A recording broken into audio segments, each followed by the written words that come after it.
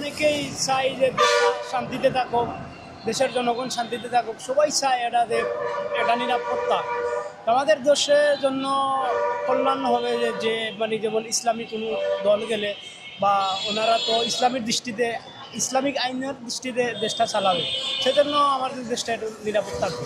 তারা ইসলামী আইন অনুযায়ী যেমন নবীজি যেরকম চালাইছেন সেই রকম ইসলামী দেশগুলো চলবে, ইসলামীর অনুযায়ী দেশগুলো চলবে, তাহলে দেশে কোনো দুর্নীতি।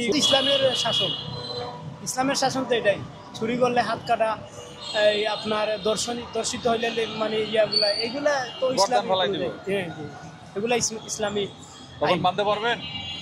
অবশ্যই মানতে হবে, কারণ সবার জন্য তো সমান আইন, পরিবারের সবাই দেবো ইনশাল্লাহ। জামাত ইসলামী হোক বা যেটাই আমাদের জন্য কল্যাণ হবে সেটাই আমরা অবশ্যই বুঝবো।